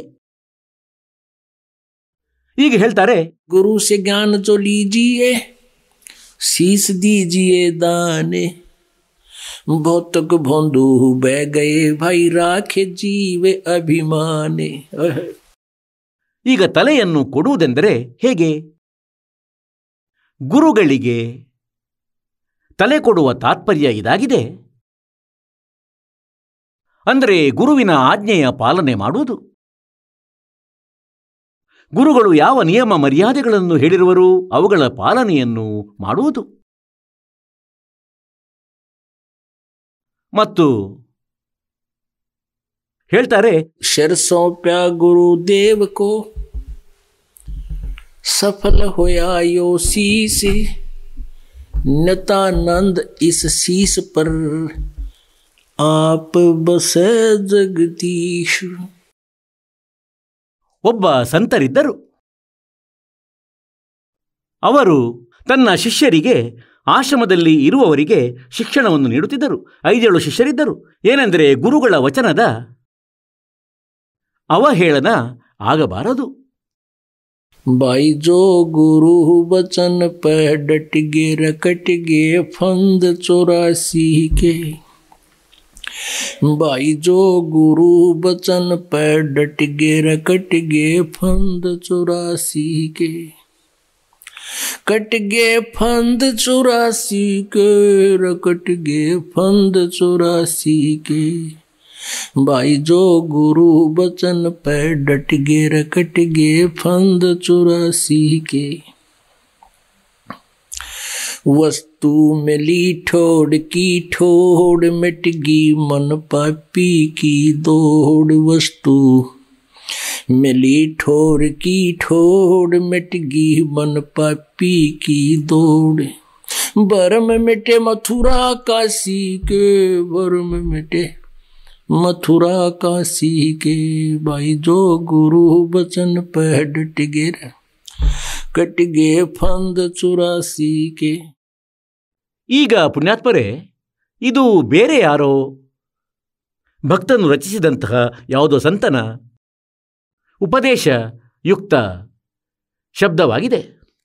ಈಗ ಹೇಳುವ ಅರ್ಥ ಇದಾಗಿದೆ, ಏನೆಂದರೆ ನಾವು ಆ ನಕಲಿ ಗುರುಗಳೇನಿರ್ತಾರೆ ಅವರು ಜ್ಞಾನವನ್ನಂತೂ ಇದನ್ನೇ ನೀಡ್ತಾರೆ, ಆದರೆ ಅವರ ಬಳಿ ಬೀಜಮಂತ್ರ ಸರಿಯಿಲ್ಲದ ಕಾರಣ ಶುದ್ಧಪಡಿಸಿದ ಹೊಲವೂ ಕೂಡ ವ್ಯರ್ಥವಾಗಿರುತ್ತದೆ. ಇದೇ ರೀತಿಯ ಸ್ಥಿತಿ ಇತ್ತು ಇದುವರೆಗೆ. ಹಾಗೆ ಒಬ್ಬ ಗುರು ತಮ್ಮ ಶಿಷ್ಯರಿಗೆ ಹೇಳುತ್ತಿದ್ದರು, ಮಕ್ಕಳೇ, ಗುರುಗಳ ಆಜ್ಞೆಯ ಪಾಲನೆ ಮಾಡುವುದು ಶಿಷ್ಯರ ಪರಮ ಕರ್ತವ್ಯವಾಗಿರುತ್ತದೆ. ಮತ್ತು ಯಾರು ಗುರುಗಳ ಆಜ್ಞೆಯ ಪಾಲನೆ ಮಾಡುವುದಿಲ್ಲ ಅವರ ಜೀವನ ವ್ಯರ್ಥವಾಗಿದೆ. ಹೀಗೆ ವಿದ್ಯೆಯನ್ನು ನೀಡುತ್ತಿದ್ದರು ಮತ್ತು 2 ನಿಮಿಷದ ಬಳಿಕ ಹೇಳತೊಡಗಿದರು, ಶಿಷ್ಯರೇ, ನನ್ನದೊಂದು ಆಜ್ಞೆಯ ಪಾಲನೆ ಮಾಡಿ. ಎಲ್ಲರೂ ಹೇಳಿದರು, ನಿಮ್ಮ ಆಜ್ಞೆಯಂತಾಗಲಿ ಗುರುದೇವ. ಅಂದರೆ ನನ್ನ ತಲೆಯ ಮೇಲೆ 5 ಬಾರಿ ಚಪ್ಪಲಿಯಿಂದ ಹೊಡೆಯಿರಿ. ಪ್ರತಿಯೊಬ್ಬರು 5 ಬಾರಿ ಚಪ್ಪಲಿನಿಂದ 5 ಬಾರಿ ಹೊಡೆಯಿರಿ. ತಮ್ಮ ಚಪ್ಪಲಿಯನ್ನು ತೆಗೆದು ನನ್ನ ತಲೆಯ ಮೇಲೆ ಹೊಡೆಯಿರಿ. ಈಗ ಅವರು ಧರ್ಮ ಸಂಕಟದಲ್ಲಿ ಸಿಲುಕಿದರು. ಅಂದರೆ ಗುರುಗಳ ಮೇಲೆ ಕೈ ಮಾಡಿದರಂತೂ ನಾಶವಾಗುವುದು. ಇದಂತೂ ಬಲು ಘೋರ ಅಪರಾಧ, ಖಂಡಿತ ನಾಶವಾಗುವುದು ನಮ್ಮದು. ಗುರುಗಳ ಮೇಲೆ ಕೈ ಮಾಡಿದರೆ ಭಗವಂತನ ಮೇಲೆ ಕೈ ಮಾಡಿದಂತೆ. ಈಗ ಗುರುಗಳ ಆಜ್ಞೆಯನ್ನು ಪಾಲಿಸದಿದ್ದರೂ ಮಾತು ಬಿಗಡಾಯಿಸುವುದು. ಈಗ ಕೆಳಗೆ ಮುಖ ಮಾಡಿಕೊಂಡರು. ಗುರುಗಳು ಹೇಳಿದರು, ಅರೆ ಇಷ್ಟೇನಾ? ನಾನು ಏನು ಹೇಳ್ತಿದ್ದೆ ಮಕ್ಕಳೇ, ಗುರುಗಳ ಆಜ್ಞೆಯ ಪಾಲನೆ ಮಾಡದಿರುವವರ ಜೀವನ ವ್ಯರ್ಥವಾಗುತ್ತದೆ. ಮತ್ತೇಕೆ ಕುಳಿತಿರುವಿರಿ, ಹೋಗಿ ಮನೆಗೆ. ಒಬ್ಬ ಭಕ್ತ ಎದ್ದು ನಿಂತ, ತನ್ನ ಜೋಡು ತೆಗೆದು ಕುಳಿತುಕೊಂಡ ಗುರುವಿನ ಬಳಿ. ಅವರು ಕುಳಿತಿದ್ದರು ಆಸನದ ಮೇಲೆ, ಪೀಠದ ಮೇಲೆ. ಕೆಳಗೆ ಕುಳಿತು ತನ್ನ ತಲೆಯ ಮೇಲೆ 5 ಬಾರಿ ಹೊಡೆದ, ಪಟಪಟ ಅಂತ. ಆ ಸಂತರು ಹೇಳಿದರು, ಮಗು, ನಾನು ಹೇಳಿದ್ದನ್ನು ಮಾಡು. ನಾನಂತೂ ನನ್ನ ತಲೆಯ ಮೇಲೆ ಹೇಳಿದ್ದೆ, ನಿನ್ನ ತಲೆಯ ಮೇಲಲ್ಲ. ಆಗ ಶಿಷ್ಯ ಹೇಳಿದ, ಈ ತಲೆಯೂ ಕೂಡ ನಿಮ್ಮದೇ ಆಗಿದೆ ಗುರುಗಳೇ. ಈ ಶಿಷ್ಯನ ತಲೆ ಕೂಡ ಗುರುದೇವ ತಮ್ಮದೇ ಆಗಿದೆ ಅಲ್ಲವೇ? ಅಂದರೆ ಹೀಗೆ ನಮ್ಮ ಭಾವನೆ ಆಗಿರಬೇಕು. सिर सौंप्या गुरुदेव को सफल हुआ यो शीस नतानंद इस शीस पर आप बस जगदीश. ಹೀಗೆ ಸಮರ್ಪಿತರಾದಾಗ ಸ್ವತಃ ಮಾಲೀಕನು ತಮ್ಮ ತಲೆಯ ಮೇಲೆ ಇರುತ್ತಾನೆ. ಪರಮಾತ್ಮನ ವಾಣಿ ಇದೆ. ಗರೀಬ್ ದಾಸ್ ಸಾಹೇಬರು ಕಬೀರ ಪರಮೇಶ್ವರರ ವಿಷಯದಲ್ಲಿ ಹೇಳಿದ್ದಾರೆ, ಸಿರ್ ಸೌಂಪ್ಯ ಅಂದರೆ ಪತಿವ್ರತೆಯ ಪದವಿಗೆ ನಾವು ಬಂದೆವು. ಬೇರೆ ಯಾವುದೇ ಇಷ್ಟದೇವನಲ್ಲಿ ನಮಗೆ ಇಚ್ಛೆ ಇರಬಾರದು. ಆಗ ಅದು ಅವ್ಯಭಿಚಾರಿಣಿ ಭಕ್ತಿಯಾಗಿರುತ್ತದೆ. ಗೀತೆ ಅಧ್ಯಾಯ ಸಂಖ್ಯೆ 13ರಲ್ಲಿ ಹೇಳಿದೇನೆಂದರೆ, ಯಾರು ಅವ್ಯಭಿಚಾರಿಣಿ ಭಕ್ತಿಯನ್ನು ಮಾಡ್ತಾರೆ ಅವರ ಮೋಕ್ಷ ನಿಶ್ಚಿತವಾಗಿ ಆಗುವುದು. ವ್ಯಭಿಚಾರಿಣಿ ಭಕ್ತಿ ಅಂದರೆ ನಾವು ಗೊತ್ತಿಲ್ಲ ಎಷ್ಟು ಪೂಜೆಗಳನ್ನು ಮಾಡುತ್ತೇವೆ. ಹನುಮಂತನನ್ನು ನೋಡಿ ಜೈ ಹನುಮಂತ ಅಂತೀವಿ, ಕೃಷ್ಣನನ್ನು ನೋಡಿ ಜೈ ಕೃಷ್ಣ ಅಂತೀವಿ, ರಾಮ ನೆನಪಾದರೆ ಜೈ ಜೈ ರಾಮ್ ಸೀತಾರಾಮ್ ಅಂತೀವಿ, ರಾಧೇಶ್ಯಾಮ್ ಅಂತೀವಿ. ಎಲ್ಲೋ ಯಾವುದೋ ಬೇರೆ ಹನುಮಂತ ಅಥವಾ ಬೇರೆ ಯಾರಾದರೂ ಸಿಕ್ಕಿದ್ರೆ ಆಗ ಅವರೆಲ್ಲರದು ಪೂಜೆಯನ್ನು ಮಾಡಬಾರದು. ಇದಂತೂ ವ್ಯಭಿಚಾರಿಣಿ ಭಕ್ತಿಯಾಗಿದೆ. ಒಬ್ಬ ಪತಿಯನ್ನು ಬಿಟ್ಟು ಅನ್ಯರಲ್ಲಿ ಆಸ್ಥೆ ಇಟ್ಟುಕೊಳ್ಳುವ ಪತ್ನಿಯನ್ನು ವ್ಯಭಿಚಾರಿಣಿ ಪತ್ನಿ ಎನ್ನುತ್ತಾರೆ. ಹಾಗೆ ತನ್ನ ಪತಿಯಿಂದಲೇ ಎಲ್ಲ ಇಚ್ಛೆಗಳನ್ನು ಪೂರ್ಣಗೊಳಿಸಲು ಬಯಸುವವಳನ್ನೇ ಪತಿವ್ರತೆ ಎನ್ನುತ್ತಾರೆ. तो परमात्मा कहते हैं, पति भरता जमी पर जो जो धर है पावे समर्थ झाड़ू देत है ना काटा लग जावे. ಇಂತಹ ಹಂಸ, ಇಂತಹ ಭಕ್ತನು ಯಾವಾಗ ತನ್ನ ಒಬ್ಬ ಇಷ್ಟದೈವ ಪೂರ್ಣ ಪರಮಾತ್ಮನನ್ನು, ತನ್ನದೇ ಗುರುವನ್ನು ಇಷ್ಟದೇವನ ರೂಪವೆಂದು ತಿಳಿದು ತನ್ನ ಜೀವನ ರೂಪಿ ಯಾತ್ರೆಯಲ್ಲಿ ಪ್ರಯಾಣ ಮಾಡುತ್ತಾನೋ, ಆಗ ದಾರಿಯಲ್ಲಿ ಪರಮಾತ್ಮನು ಅವನ ಜೀವನ ರೂಪಿ ಯಾತ್ರೆಯಲ್ಲಿ ಪಾಪಕರ್ಮ ರೂಪಿ ಮುಳ್ಳುಗಳನ್ನು ಸರಿಸಲು ಪ್ರಾರಂಭಿಸ್ತಾನೆ. ಅವನ ದುಃಖಗಳ ನಾಶವನ್ನು ಮಾಡಲಾರಂಭಿಸ್ತಾನೆ, ಗುಡಿಸುತ್ತಾ ಹೋಗುತ್ತಾನೆ. ಅಂದರೆ ತನ್ನ ಪ್ರೀತಿಯ ಆತ್ಮಕ್ಕೆ ಮುಳ್ಳುಗಳು ತಾಗದಿರಲಿ ಎಂದು. ಅದೇ ರೀತಿ ಈ ವಾಣಿಯಾಗಿದೆ. ಅಂದರೆ सिर सौंप्या गुरुदेव को सफल हुआ यो शीस नितानंद शीस पर आप बसे जगदीश. ಅಂದರೆ ಸ್ವತಃ ಮಾಲೀಕನು ರಕ್ಷಕನಾಗುವನು. गुरु से ज्ञान जो लीजिए शीस दीजिए दाने बहुतक भोंदू बह गए राख जीवे अभिमाने. ಪುಣ್ಯಾತ್ಮರೇ, ತಾವು ಬಾಲಕರೇನಲ್ಲ, ಮನುಷ್ಯರು ಬುದ್ಧಿವಂತರಾಗಿದ್ದಾರೆ. ಇಂದು ಕಂಪ್ಯೂಟರ್ ತಯಾರಿಸಿಕೊಂಡರು, ವಿಮಾನ ತಯಾರಿಸಿಕೊಂಡರು, ಮೇಲೆ ಸ್ಯಾಟಲೈಟ್ ಅನ್ನು ಕಳುಹಿಸಿಬಿಟ್ರು, ಗೊತ್ತಿಲ್ಲ ಏನೇನು ರಚನೆಗಳನ್ನು ಮಾಡಿಬಿಟ್ರು. ಮತ್ತು ಪರಮಾಣು ಬಾಂಬನ್ನು ಮಾಡಿ ತಮ್ಮ ನಾಶಕ್ಕೆ ಅಣಿಯಾದರು. ಹಾಗೆ ತಾವು ಬುದ್ಧಿವಂತರು, ಅಂಥ ವಿಷಯವೇನಲ್ಲ. ಈಗ ಪರಮಾತ್ಮ ಹೇಗೆಂದರೆ, ಎಲ್ಲಿಯವರೆಗೆ ತಾವು ಅಧೀನರಾಗುವುದಿಲ್ಲ, ಒಬ್ಬ ಬಾಲಕನಂತೆ. ಈಗ ನೋಡಿ, ಸದ್ಗುರುವಿನ ಮಾರ್ಗದಲ್ಲಿ ತಾವು ಇಲ್ಲಿಗೆ ಬರ್ತೀರಿ. ಬೇಕಾದರೆ ಎಷ್ಟೇ ದೊಡ್ಡ ಪೋಸ್ಟ್ ಇರಲಿ ತಮ್ಮದು, ಮತ್ತು ತಾವು ಎಷ್ಟೇ ಧನಿಕರಾಗಿರಲಿ ಅಥವಾ ಬಡವರಾಗಿರಲಿ, ತಾವು ಇಲ್ಲಿ ಹೀಗೆ ಕುಳಿತುಕೊಳ್ಳಿ. ಹೇಗೆಂದರೆ ಶಾಲೆಯಲ್ಲಿ ಮಕ್ಕಳು ಕುಳಿತುಕೊಳ್ಳುವಂತೆ. ಆ ಶಾಲೆಯಲ್ಲಿ, ವಿದ್ಯಾಲಯದಲ್ಲಿ ಎಷ್ಟೇ ದೊಡ್ಡ ಧನಿಕನ ಬಾಲಕನಾಗಿರಲಿ, ಒಂದೊಮ್ಮೆ ಸರಿಯಾದ ಅಧ್ಯಾಪಕರಾಗಿದ್ದರೆ ಅವರು ಯಾರಲ್ಲಿಯೂ ಭೇದ ಭಾವ ಮಾಡುವುದಿಲ್ಲ, ಎಲ್ಲರನ್ನೂ ನೆಲದ ಮೇಲೆ ಕುಳಿರಿಸುತ್ತಾರೆ. ಈಗಂತೂ ಡೆಸ್ಕ್ ಇತ್ಯಾದಿಗಳಾಗಿವೆ. ಮೊದಲಂತೂ ಬಹಳ ವಿಚಿತ್ರವಾಗಿರುತ್ತಿದ್ದವು, ಉದ್ದುದ್ದ ಜಮಖಾನ. ಹೇಗೆಂದರೆ ಈಗ ಊಟದ ಸಮಯದಲ್ಲಿ ತಾವು ಹಾಸುತ್ತೀರಿ, ಇವಂತೂ ಇನ್ನೂ ಚೆನ್ನಾಗಿವೆ. ಮತ್ತು ಅವುಗಳ ಮೇಲೆ ಕುಳಿತುಕೊಳ್ತಿದ್ರು, ಅದರ ಮೇಲೆ ಶಾಯಿ ಬಿದ್ದಿರ್ತಿತ್ತು. ಅಲ್ಲಿ ಹೋಗಿ ಕುಳಿತುಕೊಳ್ಳುತ್ತಿದ್ದರು, ಲೈನ್ನಲ್ಲಿ ಕುಳಿತುಕೊಂಡು.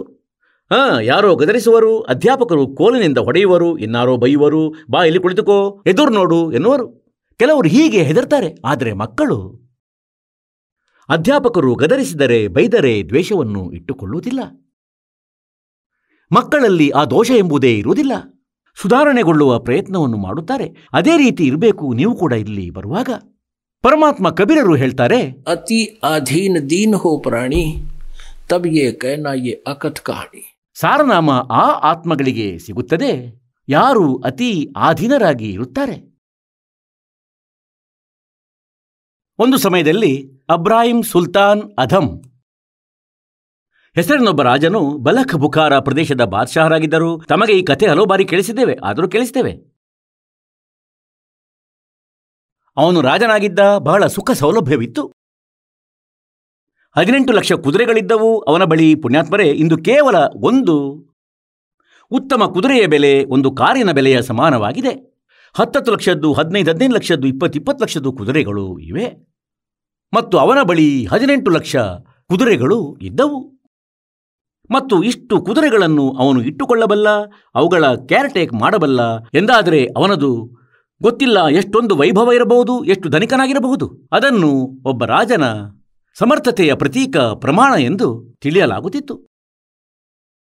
ನಂತರ ಅವನಿಗೆ ಪರಮಾತ್ಮನ ಜ್ಞಾನವಾಯಿತು. ಅವನು ರಾಜ್ಯವನ್ನು ತ್ಯಜಿಸಿದ. ಪರಮೇಶ್ವರರು ಅವನಿಗೆ ಪ್ರಥಮ ನಾಮ ನೀಡಿದರು. ನಂತರ ಕೆಲವು ಸಮಯದ ಬಳಿಕ ಅವರಿಗೆ ಸತ್ಯನಾಮ ನೀಡಿದರು.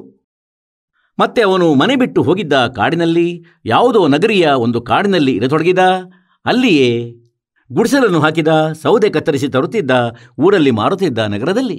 ಮತ್ತದರಿಂದ ತನ್ನ ನಿರ್ವಹಣೆ ಮಾಡುತ್ತಾ, ಟೈಮ್ ಪಾಸ್ ಮಾಡುತ್ತಾ ಭಕ್ತಿಯನ್ನು ಮಾಡುತ್ತಿದ್ದ. ಯಾವಾಗ ಸಾರನಾಮವನ್ನು ನೀಡುವ ಸಮಯ ಬಂತು, ಪರಮಾತ್ಮನು ಅವನನ್ನು ಕರೆದರು. ಏಕೆಂದರೆ ಕಬೀರ ಪರಮೇಶ್ವರರು ಅನ್ಯ ರೂಪಗಳಲ್ಲಿಯೂ ಬರುತ್ತಾ ಇರ್ತಾರೆ. ಕೆಲವು ಇಂತಹ ಸಂತರ ಬಗ್ಗೆಯೂ ತಿಳಿದಿದೆ. ಅಂದರೆ ಅವರ ಮನೆ, ಊರಿನ ಬಗ್ಗೆ ಗೊತ್ತಾಗ್ತಾ ಇರಲಿಲ್ಲ ಯಾರಿಗೂ. ಅವರು ಹೇಳ್ತಿರ್ಲಿಲ್ಲ. ಹಾಗೆ ಈ ರೀತಿಯಲ್ಲಿ ಪರಮಾತ್ಮ ಇರ್ತಿದ್ರು. ಎಲ್ಲಾದರೂ ಸಣ್ಣ ಪುಟ್ಟ ಆಶ್ರಮ ಮಾಡಿರ್ತಿದ್ರು, ಗುಡಿಸಲು ಹಾಕಿಕೊಂಡು. ಹೀಗೆ ಕಬೀರರೂ ಕೂಡ ಇರ್ತಿದ್ರು. ಹೀಗೆ ಒಂದು ನಗರದಲ್ಲಿ. ಆಗ ಸಾರನಾಮವನ್ನು ನೀಡಲು ಕರೆದರು ಭಕ್ತರನ್ನು. ಆಗ ಏನಾಯ್ತಂದ್ರೆ, ಆ ಅಬ್ರಾಹಿಂ ಸುಲ್ತಾನನು ತನ್ನ ಕುಟೀರದಿಂದ ಹೊರಟು ಬಂದ ಸಾರನಾಮವನ್ನು ಪಡೆಯಲು ಒಂದು ಊರಿನ ಗಲ್ಲಿಯಾಗಿ ಹೋಗುತ್ತಿದ್ದ. ಮತ್ತೊಬ್ಬ ಸೋದರಿ ಉಪದೇಶಿಯಾಗಿದ್ದಳು. ಅವಳು ಮಾಳಿಗೆಯನ್ನು ಸ್ವಚ್ಛಗೊಳಿಸಿ ಒಣ ಮಣ್ಣಿನಂತಿದ್ದ ಕಸವನ್ನು ಬಾಲ್ದಿಯಲ್ಲಿ ತುಂಬಿ ಅದನ್ನು ಅದೇ ಗಲ್ಲಿಯಲ್ಲಿ ಹಾಕಿದಳು. ಹಾಕುವಾಗ ಅವಳು ಕೆಳಗೆ ನೋಡಲಿಲ್ಲ, ಹಾಗೆಯೇ ಹಾಕಿದಳು. ಮತ್ತು ಕೆಳಗಿನಿಂದ ಆ ಅಬ್ರಾಹಿಂ ಸುಲ್ತಾನ್ ಅಧಮ್, ಅಂದರೆ ಮೊದಲು ಬಲಖ್ ಬುಖಾರೆಯ ರಾಜನಾಗಿದ್ದವನು, ಅಲ್ಲಿಂದ ಹೋಗುತ್ತಿದ್ದನು. ಅವನ ಮೇಲೆ ಆ ಮಣ್ಣು ಬಿದ್ದುಬಿಟ್ಟಿತು. ಮಣ್ಣು ಬಿದ್ದಾಗ ಅವನು ವಕ್ರದೃಷ್ಟಿಯಿಂದ ನೋಡಿದ ಮತ್ತು ಹೇಳ್ದ, ಒಂದೊಮ್ಮೆ ನಾನು ಇಂದು ರಾಜನಾಗಿದ್ದಿದ್ದರೆ ಗೊತ್ತಿಲ್ಲ ನಿನ್ನ ಗತಿ ಏನು ಮಾಡುತ್ತಿದ್ದೆ. ಆ ಹುಡುಗಿಯಲ್ಲಿ ಅವನು ಇದನ್ನು ಹೇಳಿದ, ಒಳ್ಳೆಯದಾಯಿತು, ಇಂದು ನಾನು ರಾಜನಲ್ಲ, ಒಂದೊಮ್ಮೆ ರಾಜನಾಗಿದ್ದಿದ್ದರೆ ಗೊತ್ತಿಲ್ಲ ನಿನ್ನದೇನು ಗತಿ ಮಾಡುತ್ತಿದ್ದೆ. ಅಂದರೆ ಹೀಗೆ ತನ್ನ ರೆಫರೆನ್ಸ್ ನೀಡ್ತಾ ಇದ್ದಾನೆ. ಏನೆಂದರೆ ತಾನು ಭೂತಕಾಲದಲ್ಲಿ ರಾಜನಾಗಿದ್ದೆ. ಆಗ ಆ ಹುಡುಗಿ ಯೋಚಿಸಿದ್ಲು, ಈ ಭಕ್ತ ಮೊದಲು ಏನು ರಾಜನಾಗಿದ್ದನೆ? ಏಕೆಂದರೆ ರಾಜನಾಗಿದ್ದು ನಂತರ ಭಕ್ತನಾದರೆ ಅವನ ಕುರಿತು ಒಂದು ವಿಶೇಷ ಆದರವಿರುತ್ತದೆ ನಮ್ಮ ನಿಮ್ಮಂಥ ಮುಗ್ಧ ಜನರಲ್ಲಿ. ಹಾಗಾಗಿ ಅವಳು ಬಹಳ ಪ್ರಭಾವಿತಳಾದಳು. ಈಗ ಅವಳು ಕೂಡ ಆಶ್ರಮಕ್ಕೆ ಹೋದಳು ಪರಮಾತ್ಮನ ಕುಟೀರ ಇದ್ದಲ್ಲಿ. ಹಾಗೇನೆ ಅವನು ಅಲ್ಲಿ ಮುಂದೆ ಕುಳಿತವನು ಕಾಣಿಸಿದ. ಆಗ ಅವಳು ಗುರುವಿನಲ್ಲಿ ಕೇಳಿದಳು, ಗುರುದೇವ, ಇಲ್ಲಿ ಮುಂದೆ ಕುಳಿತವನು ಭಕ್ತನೇನು? ಹೌದು ಮಗಳೇ, ಭಕ್ತನು. ಇವನೆಂದಾದರೂ ರಾಜನಾಗಿದ್ದನೇ? ಗುರುಗಳು ಹೇಳಿದರು, ಹೌದು, ಇವನು ಬಲಖ್ ಶಹರಿನ ರಾಜನಾಗಿದ್ದ. ಪರಮಾತ್ಮನಂತೂ ಅಂತರ್ಯಾಮಿಯಾಗಿದ್ದರು. ಅವರಿಗೆ ಗೊತ್ತಿತ್ತು. ಏಕೆ ಮಗಳೇ, ಏನು ವಿಷಯ, ಹೀಗೇಕೆ ಕೇಳಿದೆ? ಗುರುಗಳೇ, ನಾನು ಹೀಗೀಗೆ ಮಾಳಿಗೆಯನ್ನು ಸ್ವಚ್ಛಗೊಳಿಸಿ ಮಣ್ಣಿನಂತಿದ್ದ ಕಸವನ್ನು ಅದನ್ನು ಕೆಳಗೆ ಚೆಲ್ಲಿಬಿಟ್ಟೆ ಮೇಲಿನಿಂದ. ಇವರು ಕೆಳಗಿನಿಂದ ಹೋಗುತ್ತಿದ್ದರು. ಇವರ ಮೇಲೆ ಕಸ ಬಿತ್ತು. ನಾನು ಕ್ಷಮೆಯನ್ನು ಕೂಡ ಕೇಳಿದೆ. ಅಂದರೆ ತಪ್ಪಾಯಿತು, ನಾನು ನೋಡಿಲ್ಲ. ಆಗ ಇವರು ಹೇಳಿದರು, ಒಳ್ಳೆಯದಾಯಿತು, ಇನ್ನು ನಾನು ರಾಜನಾಗಿಲ್ಲ. ಇದ್ದಿದ್ರೆ ಗೊತ್ತಿಲ್ಲ, ನಿನ್ನದೇನು ಗತಿ ಮಾಡುತ್ತಿದ್ದೆ. ಹೌದೇನು, ಹೀಗೆ ಹೇಳಿದನೆ ಇವನು? ಹೌದು ಗುರುಗಳೇ, ಹೀಗೆ ಹೇಳಿದ. ಸ್ವಲ್ಪ ಹೊತ್ತಿನ ಬಳಿಕ ಪರಮಾತ್ಮನು ಕರೆದರು, ಬನ್ನಿರಿ, ಯಾರು ಸಾರನಾಮಕ್ಕಾಗಿ ಪ್ರಾರ್ಥಿಸಿದ್ರಿ, ಬನ್ನಿ. ಆಗ ಅವನು ಬಂದು ಹೇಳಿದ, ಮಹಾರಾಜರೇ, ತಮ್ಮ ದಾಸನ ಮೇಲೆ ಕೃಪೆ ಮಾಡಿ ನಾಮ ನೀಡಿ ಸಾರನಾಮದ ದಯೆ ಮಾಡಿ. ಹೇಳಿದರು, ಮಗು, ಈಗಲೂ ನೀನು ರಾಜನಾಗಿರುವೆ, ದಾಸನಾಗಿಲ್ಲ. ನೀನು ದಾಸನಾದಾಗ ಮಗನೇ ಸಾರನಾಮ ಸಿಗುವುದು. ಮತ್ತು ಹೋಗು, 1 ವರ್ಷದ ಬಳಿಕ ಇದೇ ತಿಥಿಗೆ ಬಂದುಬಿಡು, ಅಂದರೆ ಈ ಅಮಾವಾಸ್ಯೆಗೆ ಅಥವಾ ಪೌರ್ಣಮಿಗೆ ಎಂದು ಹೇಳಿದರು. ಅವನು ಹೊರಟು ಹೋದನು. ಈಗ ಅವನು ಬಹಳಷ್ಟು ಯೋಚಿಸುತ್ತಿದ್ದ. ಏನೆಂದರೆ, ಗುರುಗಳು ಹೀಗೇಕೆ ಹೇಳಿದರು? ನಾನು ರಾಜನೆಂದು ಅವಶ್ಯವಾಗಿ ನನ್ನಲ್ಲೇನೋ ಕೊರತೆ ಇದೆ. ಬಹಳವಾಗಿ ಅತ್ತನು. ಮತ್ತು ಒಂದಿಬ್ಬರು ಭಕ್ತರಿಗೆ ನಾಮ ಸಿಕ್ಕಿತು, ಸಾರನಾಮ ಸಿಕ್ಕಿತು, ಒಂದಿಬ್ಬರಿಗೆ. ಆಗ ಅವನಿಗೆ ಬಹಳ ದುಃಖವಾಯಿತು. ಹೇ ಭಗವಂತ, ನನ್ನಲ್ಲಿ ಏನು ಕೊರತೆ ಇದ್ದಿತ್ತು? 1 ವರ್ಷ ತನಕ ಅವನು ಬಹಳ ಅಧಿಕವಾಗಿ ಅನುಭವಿಸುತ್ತಾ ಇದ್ದ, ಅಳುತ್ತಾ ಇದ್ದ, ಗುರುಗಳ ಬಳಿ ಬರ್ತಾ ಇದ್ದ. ಆದರೆ ಸಾರನಾಮವು ಯಥಾರ್ಥ ಅರ್ಥದಲ್ಲಿ ದಾಸನಾದರೆ ಮಾತ್ರ ಪ್ರಾಪ್ತವಾಗುವುದು.